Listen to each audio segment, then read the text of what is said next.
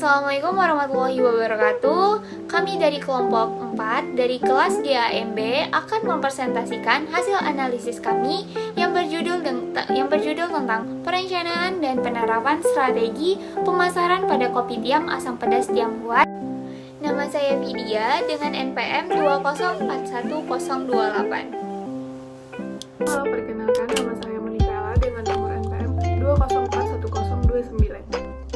Perkenalkan, nama saya Leonardo, NPM 24133. Perkenalkan, nama saya Adeline Oktalia dengan NPM 2411049. Perkenalkan, nama saya Deisian dengan NPM 2041085. Perencanaan dan penerapan strategis pemasaran pada kopi tiam asam pedas Tiambuat.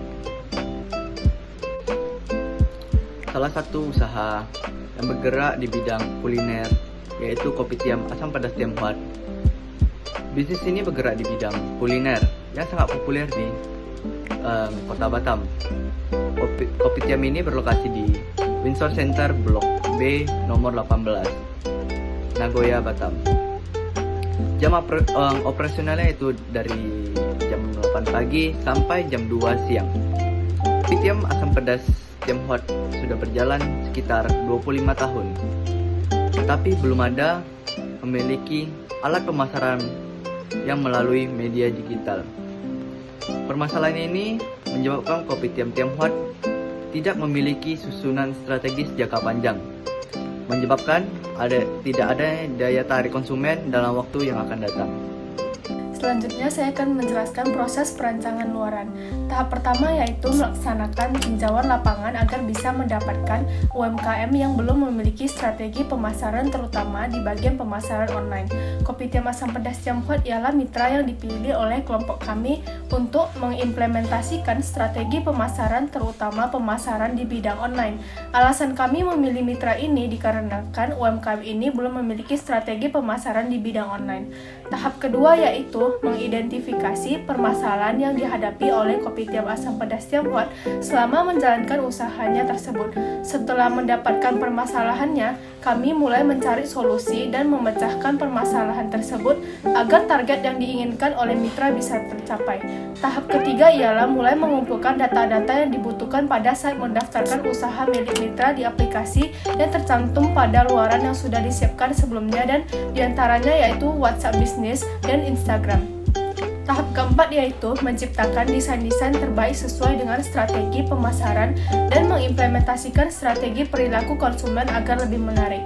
Tahap kelima yaitu menjelaskan kepada mitra untuk bisa memahami strategi yang digunakan pada saat melakukan pemasaran terutama konsumen yang berbasis online, dan penulis juga memberikan ilmu tambahan mengenai ilmu pemasaran yang telah dipelajari kepada mitra.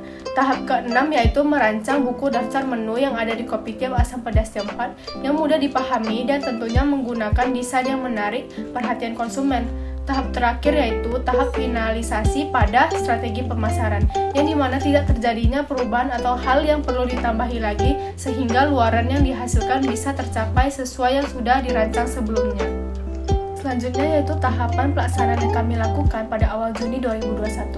Yang pertama yaitu mulai mempersiapkan wawancara serta meneliti kegiatan UMKM dengan pemilik kopi tiam asam pedas Tiambuat tentang kondisi UMKM yang dihadapi oleh mitra. Kami melakukan pertemuan kembali dengan pemilik UMKM untuk mendiskusikan permasalahan yang dihadapi mitra dan memberikan solusi yang tepat untuk menyelesaikan permasalahan tersebut. Kemudian, kami mulai mempersiapkan perancangan strategi pemasaran pada UMKM dengan mempromosikan melalui sosial media seperti Instagram dan membuat WhatsApp Business. Kemudian kami juga melakukan penyusunan strategi pemasaran yang dibutuhkan UMKM. Kemudian melakukan pengujian terhadap strategi pemasaran yang telah dibuat apakah sudah berjalan dengan baik pada pemilih agar UMKM dapat menjalankan strategi pemasaran. Setelah menemukan solusi, kami melakukan pengujian kembali kepada UMKM tersebut agar memperoleh hasil yang lebih baik daripada yang sebelumnya. Setelah itu, mengontrol dan mengawasi pada strategi pemasaran yang telah dirancang terhadap UMKM. Setelah proses perencanaan selesai, kami mengimplementasikan strategi pemasaran kepada UMKM yang dimulai dengan bertemu secara langsung dengan pemilik UMKM untuk melakukan proses wawancara agar bisa mengetahui permasalahan yang sedang dialami oleh UMKM. Dan kemudian dilanjutkan dengan melakukan proses perencanaan strategi pemasaran dan melakukan proses tanda tangan surat persetujuan kerjasama antara mitra dengan kelompok kami. Kemudian dilanjutkan dengan membuat akun sosial media Instagram kepada UMKM kami. Ketiga, mempersiapkan foto dan data-data yang dibutuhkan dalam proses implementasi luaran untuk membuat desain yang dibutuhkan akun Instagram milik UMKM Ikan Asam Pedas Tiongkok. Berikut adalah gambar desain yang sudah kami persiapkan. Yang keempat, membuat menu untuk UMKM dan melakukan diskusi dengan manajer UMKM Ikan Asam Pedas Tiongkok agar disetujui oleh UMKM melalui WhatsApp terkait dengan menu yang telah dirancang oleh kelompok kami. Berikut adalah bukti diskusinya dan menunya. Yang kelima, kelompok kami melakukan pendaftaran GrabFood untuk UMKM Ikan Asam Pedas Tiongkok pada tanggal 11 Juli 2021 dan menunggu proses validasi data yang dimiliki oleh UMKM. Berikut adalah bukti pendaftarannya. Kemudian, pada tanggal 16 Juli 2021, pihak Grab mengirimkan email yang berisi arahan untuk melakukan perbaikan pada dokumen yang telah dikirimkan oleh kelompok kami.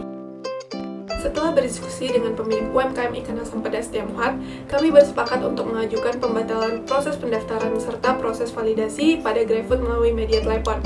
Dikarenakan situasi pandemi saat ini yang tidak mendukung, antara lain peningkatan angka penularan COVID-19 dan terjadinya PPKM di Kota Batam, sehingga pemilik UMKM memutuskan untuk menutup toko sementara selama PPKM ini sedang berlangsung.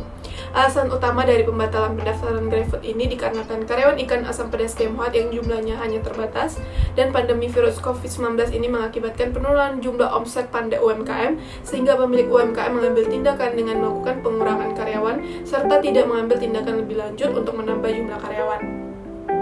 Keterbatasan jumlah karyawan ini mengakibatkan proses pendaftaran UMKM pada GrabFood ini tidak dapat dilaksanakan. Selain itu, melihat usia pemilik yang sudah sulit untuk mengenal teknologi, maka dari itu kami memutuskan untuk membantu UMKM dalam pemesanan yang lebih mudah saja dipahami dengan solusi membuatkan WhatsApp bisnis serta menjelaskan bagaimana cara pemakaiannya dan selanjutnya. Yang keenam, membuat jadwal postingan pada akun Instagram UMKM Ikan Asam Pedas Tiongkok agar bertujuan untuk melaksanakan promosi secara online dalam COVID-19 ini dan memperluas target pasar yang diinginkan oleh UMKM. Berikut adalah tabel jadwal postingan yang disiapkan oleh kelompok kami. Yang ketujuh, melaksanakan diskusi online meeting dengan pemilik UMKM Ikan Asam Pedas Tiongkok melalui aplikasi Zoom. Tujuan dari diskusi ini untuk memberikan materi serta proses dari kelompok kami yang akan diimplementasikan kepada UMKM. Berikut adalah bukti diskusinya.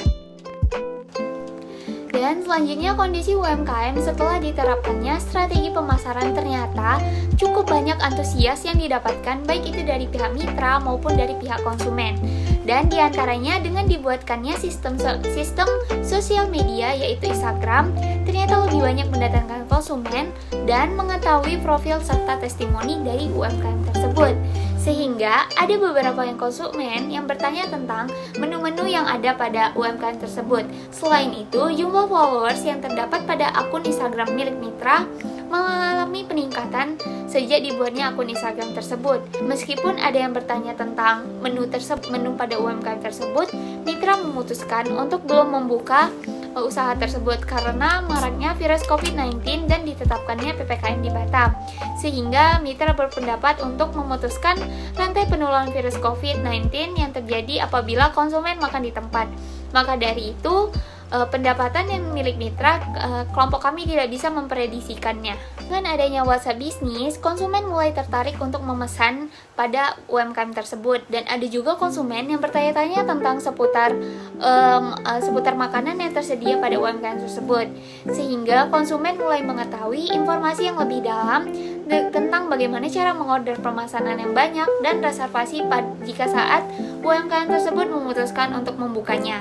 Dan yang terakhir, pada saat kami menjelaskan materi tentang desain yang disampaikan kepada pemilik mitra dan dipraktekkan ulang oleh mitra, dan mitra berpendapat bahwa bisa menambahkan value untuk membuat desain pada akun Instagram UMKM tersebut dan bisa membuatkan strategi jangka panjang.